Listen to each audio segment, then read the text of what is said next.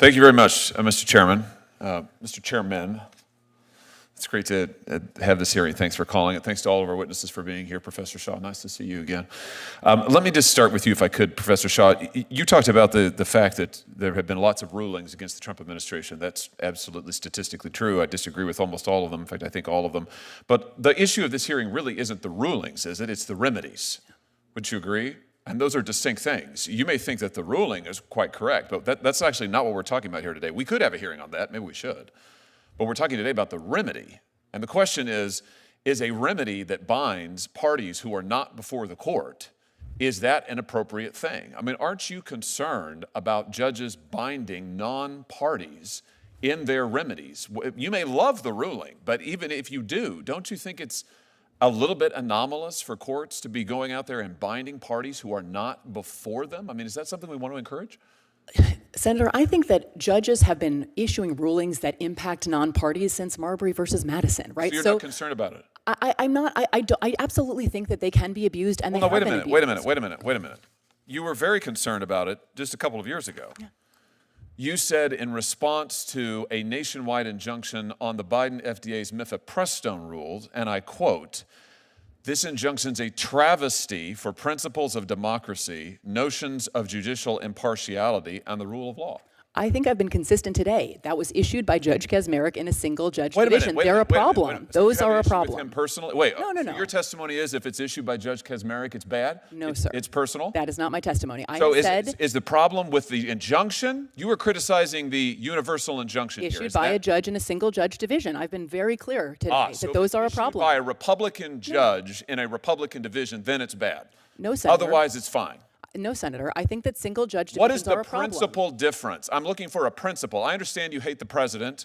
I understand you love all of these rulings against him. You and I both know that's not a principle. You're a lawyer. What's the principle that divides when issuing a nationwide injunction is okay when it's not? When the Biden administration was subject to nationwide injunctions, you said that they were travesties for the principle of democracy. You didn't say the referral to Judge Kaczmarek was a travesty. You said his injunction was a travesty for principles of democracy. Yeah. So, in other words, the translation is just you didn't like the outcome. Is that right? No, Senator. Look, we're talking about, I don't think Article 3 precludes this form of relief. So we are talking about prudential consideration. Prudential meaning political? No. Then give me, so far I have yet to hear it. You've been questioned by multiple senators. I have yet to hear a principle other than the fact when you like the ruling, you think it's great to apply it nationally, including non-parties. When you don't like the ruling, it is a travesty for the principles of democracy, notions of judicial impartiality, and the rule of law. Look, Senator, I'll say I think I am self-aware enough to know that my view of the underlying legal question, I am sure colors my perception of the remedy. I think that we should all acknowledge that.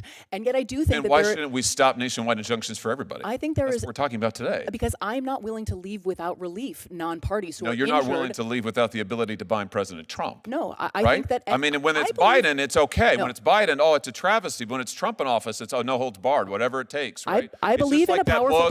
What was it that President Biden's staff said? We've got to do undemocratic, unconstitutional things to save democracy. Why is this the same I believe thing? In a powerful president. I do believe in presidential power, but power and constraint are not at fundamental odds. What is the principle? Power. What is the principle? The legal... What happens when a legal scholar's past words collide head-on with today's politics? In this explosive Senate hearing exchange, a sharp line of questioning turns into a full-blown showdown over judicial power, nationwide injunctions, and political consistency. This isn't just a legal debate, it's a raw moment that exposes how power, politics, and principles clash at the highest levels of government. Legal principle. You've referenced prudence. You've referenced the judges you don't like. What's the principle of when an injunction binding non-parties, which was never done in this country before the 1960s?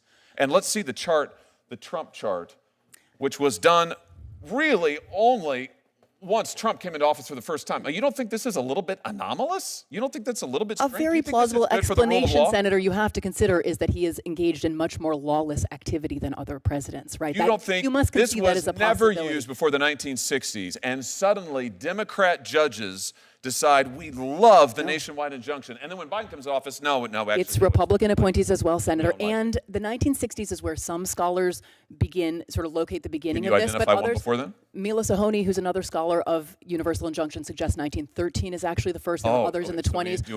The Republic endured for 150 years before there was a nationwide injunction. Well, the federal government was doing a lot less until 100 years ago. So there's many things that have changed in the last 100 or the last 50 years.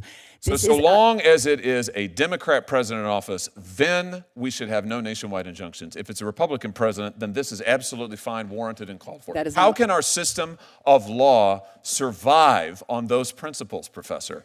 I think a system in which there are Is no that meaningful blind? constraints on the president is a very dangerous system That's of law. not what you thought when Joe Biden. That is not what you thought when Joe Biden was every president. president You is said that is constrained not what and you must said. be. You said it was Absolutely. a travesty for the principles of democracy, notions of judicial impartiality, and the rule of law. You also said Supreme when Joe Court senator Biden agreed- was president. Wait a minute, agreed wait a minute. 9-0 with me on you that also case, said to when be Joe clear. Biden was president, you said the idea that anyone would foreign shop to get a judge who would issue a nationwide injunction was just judges looking like politicians in robes. Again, it threatened the underlying legal system. People just trying to get the result they wanted. It was a travesty for the rule of law. But you're fine with all of that if it's getting the result that you want. Sir, the Supreme Court agreed unanimously with me in that case, right? There was no standing. The case should never have been allowed to proceed. And the combination of parties without standing and the single-judge division. No. We're talking. No, they did not. They did not issue a ruling on the nationwide injunction. You criticized the injunction nationwide. Listen, issued in a case we can where go no round one and had round on this. standing. Here's the thing. We've now gone 6 minutes, and Senator Kennedy had you for 6 or 7. You couldn't identify a single principled basis. We all know the truth here, which is it's not just you. It's most of my colleagues over here on this side of the aisle, who I respect a great deal, and they were raising very principled objections to the nationwide injunction just 6 months ago, maybe 9 now.